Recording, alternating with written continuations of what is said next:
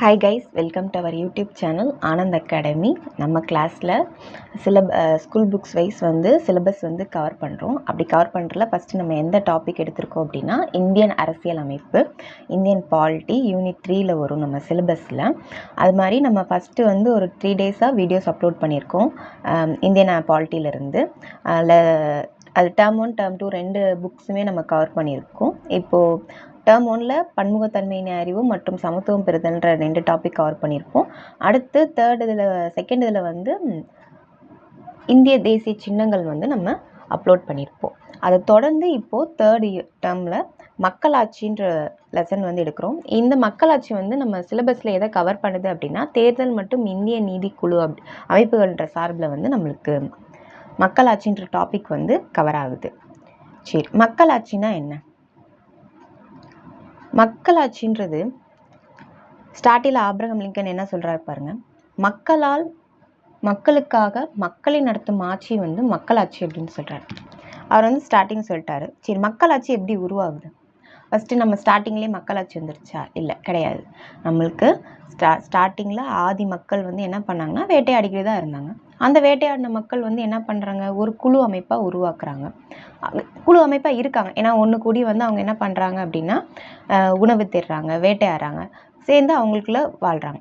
அப்படி அவங்களுக்குள்ள வாழும்போது அவங்களுக்குள்ள ஒரு தலைவனை தேர்ந்தெடுத்து அந்த தலைவன் அந்த குழுவை என்ன பண்ணுறாங்க, குழு அமைப்பை வழி நடத்துகிறார்.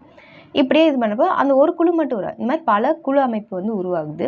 இப்படி தான் பழங்குடியின மக்கள் உருவாகுறாங்க. இந்த பழங்குடியின மக்களுக்குள்ளேயே என்ன நடக்குது அப்படின்னா சில வேற்றுமை இருக்குது. அவங்க சண்டை போடுறாங்க. சண்டை போட்டு இன்னொருத்தவங்க தோக்கடிச்சிட்டு அந்த குழுவில் இருக்க மக்களையும் சேர்த்துக்கிறாங்க. இப்படி சேர்ந்து தான் நம்மளுக்கு என்ன ஃபார்ம் ஆகுது அப்படின்னா கிராமங்கள்லாம் உருவாகுது. இந்த கிராமங்கள் அப்படியே விரிவடைஞ்சு அரசாக மாறுது, சிற்றரசாக மாறுது. இந்த சிற்றரசு அப்படியே கொஞ்சம் பெருகி பேரரசாக மாறுது. இப்படி தான் தலைவன்லேருந்து அரசருக்கு நம்ம போகிறோம். தலைவன் தலைமையிலேருந்து நம்ம அரசர் தலைமையில் போகிறோம். இப்படி தான் முடியாட்சி வருது, மன்னராட்சி காலம் வருது நம்மளுக்கு. இந்த மன்னராட்சி காலத்துக்கு அப்புறம் நம்ம யாரோட தலைமையில் இருக்கோம் அப்படின்னா இங்கிலாந்து தலைமையில் 200 வருஷமாக நம்ம ரொம்ப அடிமையிலேருந்து விடுதலை பெற்று அதுக்கப்புறம் என்ன வாங்கணும் அப்படின்னா மக்களாட்சி வாங்கணும். இப்போது அதனால தான் ஆப்ரஹாம் லிங்கன் என்ன சொல்கிறாரு, மக்களுக்காக மக்களை நடத்தும் ஆட்சி மக்களாட்சி. சரி, இது யாருமே வேணாம்ப்பா, மக்கள் நம்மளை நடத்திக்கலாம் அப்படின்னு சொல்லிட்டு அவங்களே ஒரு ஆட்சி அதிகாரத்தை கொண்டு வராங்க. அதுதான் மக்களாட்சி அப்படின்னு சொல்கிறோம். சரி, ஓகே. இந்த மாதிரி நம்ம வீடியோஸ்லாம் நம்ம நிறைய போட்டுட்ருக்கோம். இந்த வீடியோஸ் எல்லாருக்குமே நம்மளுக்கு ரொம்ப யூஸ்ஃபுல்லாக இருக்கும். நம்ம குரூப் எக்ஸாம் படிக்கிற எல்லாருக்குமே யூஸ்ஃபுல்லாக இருக்கும். நீங்கள் குரூப் எக்ஸாம் படிக்கிறவங்க கம்பல்சரி இதை பார்க்கலாம். உங்களுக்கு ரொம்ப யூஸ்ஃபுல்லாக இருக்கும். குரூப் 1 படிக்கிறவங்களா இருக்கட்டும், 2 படிக்கிறவங்களா இருக்கட்டும், 4 படிக்கிறவங்களா இருக்கட்டும், எல்லாருக்குமே நம்ம யூடியூப் வீடியோ ரொம்ப யூஸ்ஃபுல்லாக இருக்கும். ஸோ மறக்காமல் சேனலை சப்ஸ்கிரைப் பண்ணிக்கோங்க. சப்ஸ்கிரைப் பண்ணிவிட்டு பக்கத்தில் பெல் ஐக்கானே ப்ரெஸ் பண்ணிட்டீங்கன்னா நோட்டிஃபிகேஷன் கரெக்டாக வந்துடும். நம்ம படிக்கிறதுல எந்த ஒரு டிஃபிகல்ட்டும் இருக்காது. சரி, நம்ம மக்களாட்சி பார்ப்போம். மக்களாட்சின்றது ஒரு நாட்டின் குடிமக்கள் தேர்தல் வழியில் தங்களது பிரதிநிதிகளை தேர்ந்தெடுக்கவும் அதன் மூலம் அரசு அதிகாரத்தில் நேரடியாக பங்கேற்கவும் மக்களாட்சி என்கிறோம். என்ன சொல்கிறாங்கன்னா, ஒரு நாட்டில் ஒரு குடிமக்கள் இருக்காங்க. அவங்க என்ன பண்ணுறாங்கன்னா அவங்கள வழி நடத்துறதுக்கான பிரதிநிதிகளை அவங்களே தேர்ந்தெடுத்து அவங்களுக்கு அரசு அதிகாரம் கொடுக்குறாங்க. அதைத்தான் என்ன சொல்கிறாங்கன்னா மக்களாட்சி சொல்கிறாங்க. இதான் ரொம்ப சிம்பிள். இப்போ ஒரு குடிமக்கள் கொஞ்சம் பேர் சேர்ந்து வாழ்கிறாங்க.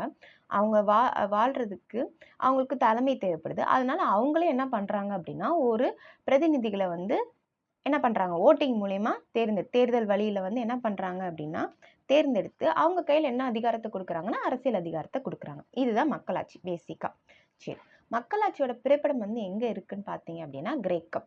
இந்த டெமோக்ரஸி என்ற ஆங்கில சொல் டெமோகார்டியான்ற ரெண்டு சொல்லா பிரியுது, கிரேக்க சொல்லா பிரிஞ்சிருக்கு. டெமோ அப்படின்னா மக்கள்னு அர்த்தம், கார்டியா அப்படின்னா அதிகாரம் அல்லது ஆட்சின்னு அர்த்தம். மக்கள் அதிகாரம் இல்லாட்டி மக்கள் ஆட்சின்றது தான் இந்த டெமோக்ரஸி அப்படின்ற சொல்லுக்கு பொருள். இந்த மக்களாட்சி நேரடி மக்களாட்சி, மறைமுக அல்லது பிரதிநிதித்துவ மக்களாட்சின்னு 2ஆ பிரியுது. நேரடி மக்களாட்சி, அதாவது இங்கிலீஷில் என்ன சொல்கிறாங்கன்னா டைரக்ட் டெமோக்ரஸி, ரெப்ரசன்டேட்டிவ் டெமோக்ரஸி அப்படின்னு சொல்கிறாங்க. சரி, நம்ம ஒன்றா பார்க்கலாம்.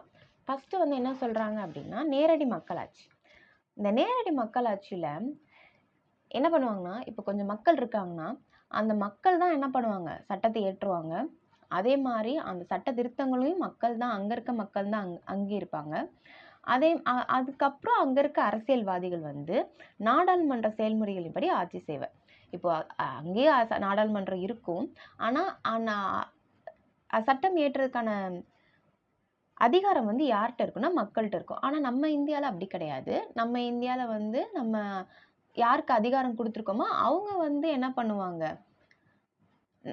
நம்மளுக்கு பதிலா சட்டம் இயற்றுவாங்க. அந்த சட்ட ஒழுங்கை வந்து காப்பாற்றுவாங்க. ஆனா நேரடி மக்களாட்சியில மக்கள் யார்கிட்டயுமே என்ன பண்ண மாட்டாங்க, அந்த அதிகாரத்தை கொடுக்க மாட்டாங்க. அவங்களே தான் என்ன பண்ணுவாங்க, சட்டம் இயற்றும் அதிகாரமும் வச்சிருப்பாங்க. அந்த சட்ட திருத்தங்களை அங்கீகரிக்கவும் அவங்களுக்கு தான் அதிகாரம் இருக்கும். அவங்க சொன்னபடி தான் யார் செயல்படுவா அப்படின்னா, அங்க இருக்க அரசியல்வாதிகள் வந்து செயல்பட்டு ஆட்சியை வந்து நடத்தும்.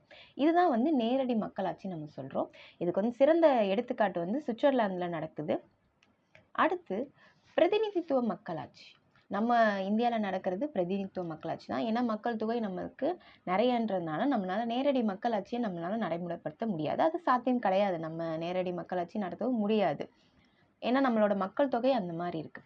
அதனால நம்ம என்ன பண்றோம்னா, நம்ம ஒரு படுத்தினா ஒரு குழுவை வந்து உருவாக்கணும். லைக் வந்து என்ன பண்றோம்னா, எம்எல்ஏஸை நம்ம வந்து ஒவ்வொரு இதுலேயும் வந்துட்டு என்ன பண்றோம், ஒரு எம்எல்ஏ, அதுதான் எம்எல்ஏ. நம்ம பிரதிநிதித்துவப்படுத்துறோம் இல்லையா ஒரு ஆள், அங்க உறுப்பினர்கள்னா இந்த இடத்துல மக்கள் வந்து ஒரு பிரதிநிதித்துவப்படுத்தும் குழுவை வந்து உருவாக்குறாங்க.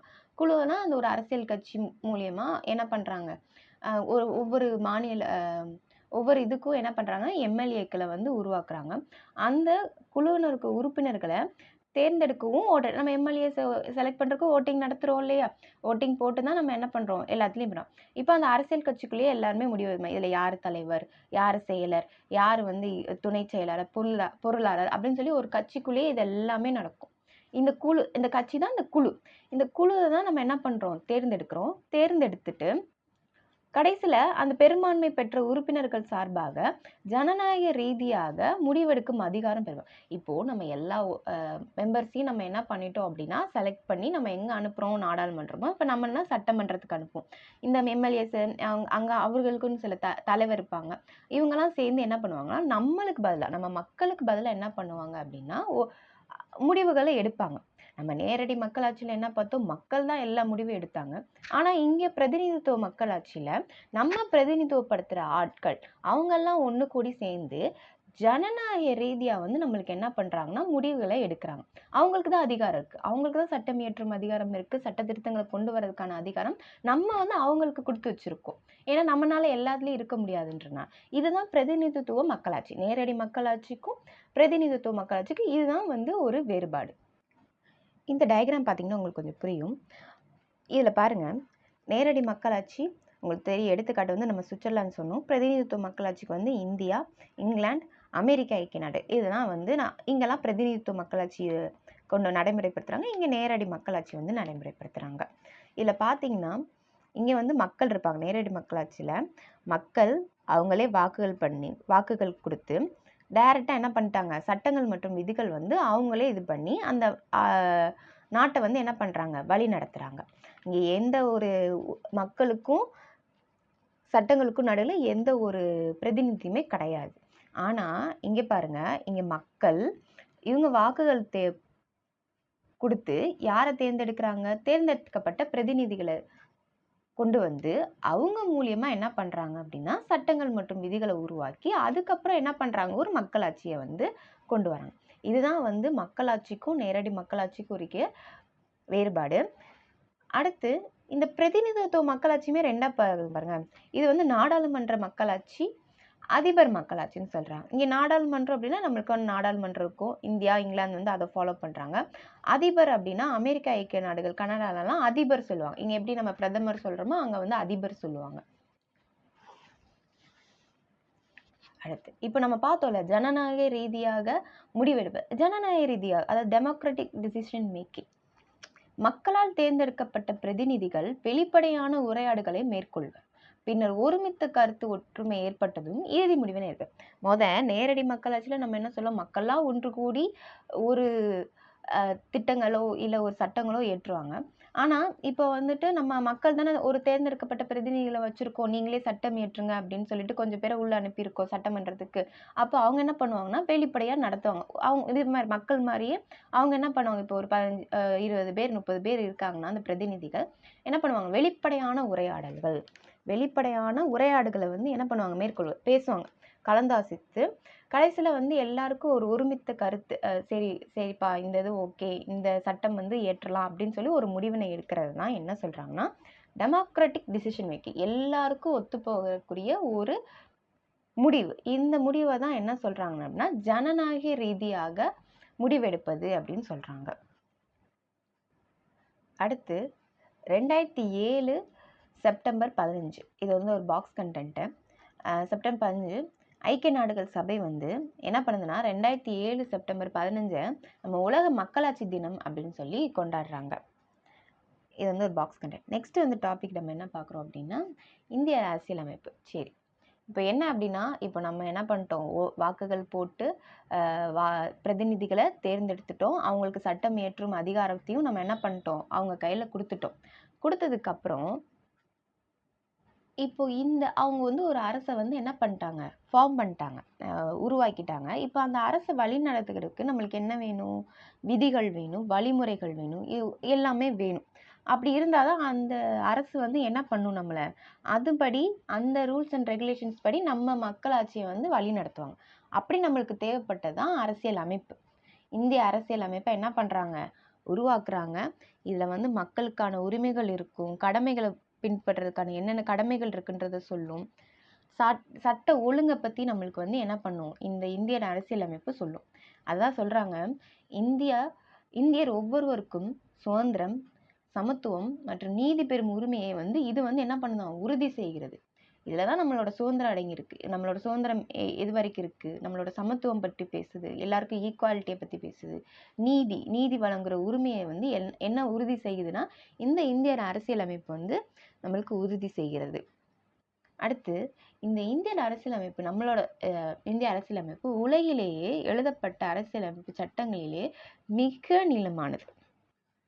இது வந்து நம்ம குரூப் எக்ஸாமில் கேட்டிருக்காங்க. உலகிலேயே எழுதப்பட்ட அரசியலமைப்பு சட்டங்களிலே மிக நீளமானது நம்ம இந்திய அரசியலமைப்பு சட்டம் தான். இதை யார் எழுதுறாங்க அப்படின்னு பார்த்தீங்க அப்படின்னா B.R. அம்பேத்கர் அவரோட தலைமையில தான் எழுதுறாரு. அதனால அவர் சட்ட வரைவு குழுவோட ஏன்னா இதை வந்து எழுதுறதுக்கு வந்து ஒரு குழு அமைப்பை ஏற்படுத்துறாங்க. அந்த குழுவோட தலைவர் யாரு அப்படின்னா நம்ம டாக்டர் B.R. அம்பேத்கர் அவர்கள் தான். அதனால அவர் வந்து என்ன சொல்றாங்க அப்படின்னா முதன்மை வடிவமைப்பாளர் அப்படின்னு சொல்றாங்க. இந்திய அரசியலமைப்பு சட்டத்தோட முதன்மை வடிவமைப்பாளர். ஏன்னா அவர் தான் அந்த சட்ட வரைவு குழு வந்து வழிநடத்தி தலைவராக இருந்தார். அதனால அவர் முதன்மை வடிவமைப்பாளர்னு சொன்னாங்க. அதனால தான் அவரை வந்து இந்தியன் அரசியலமைப்பின் தந்தை அப்படின்னு சொல்றாங்க. சரி, இப்போ நெக்ஸ்ட் மக்களாட்சின்னு பார்த்துட்டோம். அதோட நோக்கங்கள் என்ன அப்படின்னு பார்த்தோம் அப்படின்னா ஆல்ரெடி சொன்னதான், மக்களாட்சியில் வந்து அதிகாரம் வந்து யார்கிட்ட இருக்குன்னா மக்கள்கிட்ட தான் இருக்கும். மக்களால் தேர்ந்தெடுக்கப்பட்ட பிரதிநிதித்துவ அரசு இருக்கும். ஏன்னா அங்கே வந்து டைரெக்டாக மக்கள் இது பண்ண முடியாது. அதனால் அவங்க வந்து பீப்புள்ஸை வந்து எலெக்ட் பண்ணுவாங்க. எலெக்ட் பண்ணி என்ன பண்ணுறாங்க, ஒரு அரசை வந்து ஃபார்ம் பண்ணி அந்த அரசு வந்து நம்மளை என்ன பண்ணணும் அப்படின்னா அவங்களுக்கு கீழே வந்து நம்ம ஆட்சியில் இருக்கிற மாதிரி இருக்கும். அதே மாதிரி 18 வயது நிறைவுற்ற அனைவருக்கும் என்னவா உரிமை இருக்கு. தேர்ந்தெடுக்கப்பட்ட பிரதிநிதி அவங்கள வந்து தேர்ந்தெடுக்கிறதுக்கான உரிமை வந்து 18 வயது நம்மளுக்கு நிரம்பிடுச்சுனாலே நமக்கு ஓட்டு போற ரைட்ஸ் வந்துடும். அடுத்து இதை எப்படி சொல்றாங்க பாருங்களேன், இந்த தேர்ந்தெடுக்கப்பட்ட பிரதிநிதிகளுக்கு மக்கள் நலனை காப்பது தான் அவங்களோட முதல் கடமை. தேர்ந்தெடுக்கப்பட்ட பிரதிநிதிகளுக்கு அவங்களோட முதல் கடமை என்ன அப்படின்னா மக்களோட நலனை காப்பாத்துறது தான் அவங்களோட முதல் கடமை சொல்றாங்க. இதுதான் மக்களாட்சியோட முக்கிய நோக்கங்கள் அப்படின்னு சொல்றோம். அடுத்து உலகமெங்கும் மக்களாட்சி. உலகமெங்கும் மக்களாட்சினா எப்பதான் வந்துச்சு அப்படின்னு பாருங்க. முதல்ல வந்து பெண்களுக்கு ஓட்டுரிமை வழங்கின நாடு எது அப்படின்னா நியூசிலாந்து 1893 வந்து வழங்கியிருப்பாங்க. அதே மாதிரி யுனைடெட் கிங்டம்ல 1918 வந்து வழங்கியிருப்பாங்க.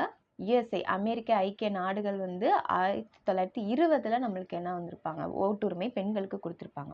ஆனால் இதே காலகட்டத்தில் இந்தியாவில் பார்த்தோம் இந்தியாவில் பார்த்தோம் அப்படின்னா பணக்காரர்களுக்கு மட்டும்தான் ஓட்டுரிமை இருந்துச்சு. பின்னர் தான் என்ன பண்ணாங்கன்னா சட்ட அமைப்பு உருவாக்கி உலகளாவிய வயது வந்தோர் வாக்குரிமையின்படி 18 வயது கொண்ட அனைவருக்குமே ஓட்டு போடும் அதிகாரம் வந்து நம்மளுக்கு வந்துச்சு.